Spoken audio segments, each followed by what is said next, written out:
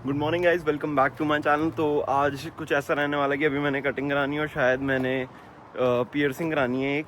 तो अभी आज मैं आपको उसके लिए लेके चलता हूँ। और इंडिया वगैरह से तो बहुत फ़र्क होता है यहाँ पे। टैटू आर्टिस्ट वगैरह प्रॉपर वहाँ पे पियर्सिंग होती है। इंडिया में तो मुझे पता नहीं, मैंने तो कराई नहीं है, तो बहन वगैरह ने कराई होगी। बट अभी आपको लेके चलता हूँ और आपको प्राइसेस वगैरह बताता हूँ कि क्या होता है यहाँ कनाडा में और कितने के होते हैं। और अभी मेरी 3 दिन में कॉन्वोकेशन भी है, तो उसके लिए मैं आपको दिखाता हूँ कि क्या प्रिपरेशन हो रहा है। कॉलेज वगैरह भी दिखाऊंगा आप लोगों को थोड़े दिन में, तो उसके लिए भी स्टे ट्यून्ड। बाकी अभी चलते हैं और आपको दिखाते हैं।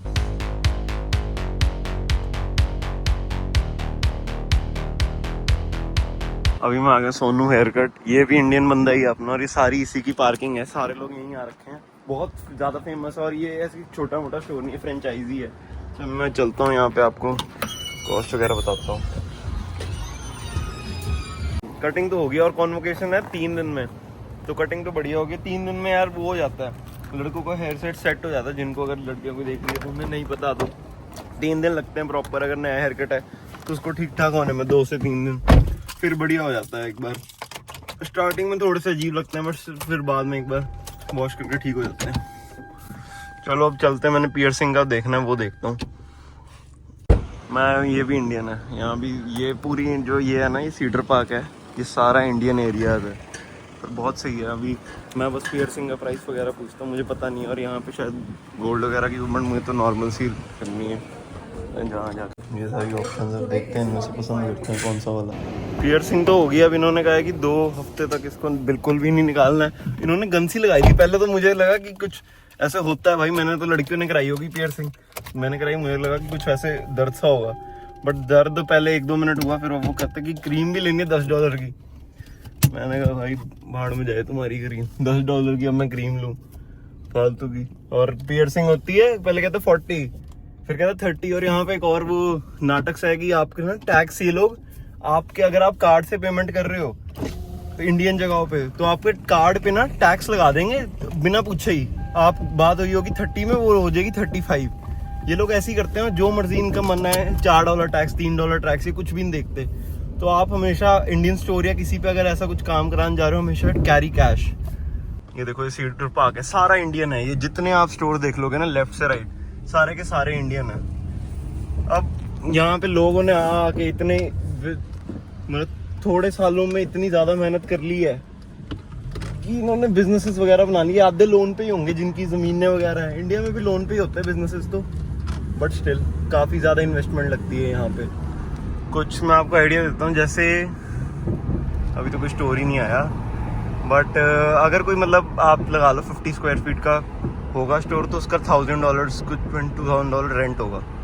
तो अभी ना मेरी कार, मैंने ना किसी कार को हल्का सा रियर एंड कर दिया। पहले का निशान है बस, पर उस बंदे ने ना इस निशान की वीडियो बना ली, और ना मेरे से हल्का सा उसकी गाड़ी जस्ट टच नहीं होती, वो हुई थी, एक भी स्क्रैच नहीं हुआ है। उसने मेरा लाइक हाफ एन आवर वगैरह लगा उससे बात वगैरह करने में। और फिर वो कहता कि अब मैं आपके ड्राइवर्स लाइसेंस और इंश्योरेंस की फ़ोटो ले रहा हूँ, और मैं उसको मना भी नहीं कर सकता, क्योंकि रियर एंड कनाडा में ये होता है, अगर आप किसी भी गाड़ी को रियर एंड करते हो चाहे जैसे मर्जी, तो जो पीछे वाला होता है ना, जो करता है पीछे से ठोकता है, उसकी गलती होती है।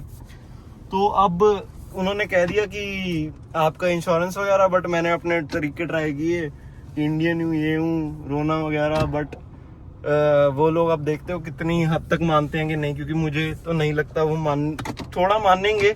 उसकी वाइफ थोड़ी पिघल गई थी, वो बंदा तो नहीं पिघला था। उसकी वाइफ कहती कि मैं आपसे पूछ के ही क्लेम या कुछ ऐसे डालेंगे। तो मैंने कहा कि आप मेरे से अभी पैसे ले लो, बट वो मानने ही नहीं भाई, क्लेम वगैरह लेंगे। अब पता नहीं अब क्या सीन होगा, जो भी होगा मैं बताता हूँ। और मैं वीडियो इसलिए नहीं बना पाया क्योंकि मेरी फॉल्ट है। तो जब मेरी फॉल्ट है, मैं वीडियो बना रहा हूँ, तो बंदा और एग्रेसिव हो जाता है, तो फिर अब मैं कुछ कह भी नहीं सकता। तो अभी मैं रुका हुआ हूँ, जब तक वो शाम तक मुझे बताएगा कि वो क्लेम लेगा या फिर सेटल वैसे ही कर देगा या कुछ लेगा ही नहीं मेरे से, तो वो देखते हैं अभी थोड़ी देर में। बट आज का दिन तो अब पता नहीं, खराब सा हो गया यार, मेरा मन नहीं कर रहा कुछ भी काम करने का। बट चलो क्या कर सकते हैं, घर चलते हैं। तो अभी मैंने दोस्त वगैरह जो यहाँ पे है उससे मैंने बात की कि क्या करूँ भाई, अब ऐसे हो गया। वो कहते इतना डरा ना कर, क्योंकि ये लोग इतना कुछ, अगर स्क्रैच ही आया है तो इतना कुछ क्लेम नहीं डालेंगे। बट अब देखो कि क्या करते हैं, क्योंकि क्लेम तो डाल सकता है, ये 100% हवा तो क्लेम डाल सकता है, बट ये थोड़ा बोल्ड होना पड़ेगा। मैं तो वो हो गया था कि जो मर्जी हो गया कर लो, क्योंकि वो तो वैसे तो $500 ले ले, $1000 मेडिकल एक्सपेंस कुछ भी डाल सकते हो कनाडा में। तो यहाँ तो जैसे ये नहीं होता कि गाड़ी पे लगी है सर आपके भी इतना स्क्रैच है, मेरे भी है, चलो ठीक है। यहाँ लोग करते ही नहीं है। और कहता मेरी वोक्सवैगन टिगवान है, कहता है $1,00,000 की। अब मैं कुछ बोला नहीं उस टाइम, बट $1,00,000 की कौन सी वोक्सवैगन टिगवान आ रही है भाई। इंडिया में 20 लाख में रुकती है, जो कि हो गए 50 कुछ डॉलर, $40,000। पर पता नहीं यार क्या सीन है यहाँ पे। अब मैं तो अब वो बंदे की कॉल की वेट कर रहा हूँ, 2 घंटे में कॉल आती है, फिर आप लोगों को अपडेट देता हूँ मैं एक बार। पर वो भी सुनाता हूँ मैं कॉल, बट चलो। हाँ जी, मैं दिलजीत गल कर रहा तेरी गड्डी च कल गड्डी बची तेरे तो। हाँ जी, हाँ जी। आपने क्या सोचा फिर? सर आप बताएं, जैसे आपने एक बार मैकेनिक को दिखाया होगा कि नुकसान वगैरह, आप मेरे हिसाब से तो नहीं था। यार स्क्रैच तो बचे है मेरी गाड़ी को पीछे। सर आप मैं नीचे बैठ के देखा, स्क्रैच बचे हुए हैं। तो अभी बज रहे हैं कुछ शाम के 6-7 बजे हैं, तो अभी हम जा रहे हैं स्विमिंग करने। तो आपको मैं बुलाता हूँ, कुछ साथ समृद्ध कुछ आगे ही है सिर्फ, तो उनके साथ स्विमिंग चलते हैं। समृद्ध वैसे थोड़े दिन में इंडिया जा रहा है, तो बहुत लोग भाई इंडिया से आ रहे हैं, जा रहे हैं, पेरेंट्स आ रहे हैं, जा रहे हैं, क्योंकि कॉन्वोकेशन टाइम शुरू हो रहा है। हम सारे ग्रेजुएट हो गए हैं, तो अब चलते हैं। अभी तो सामान रखते हैं गाड़ी में पहले, फिर चलते हैं। क्या? हाँ भी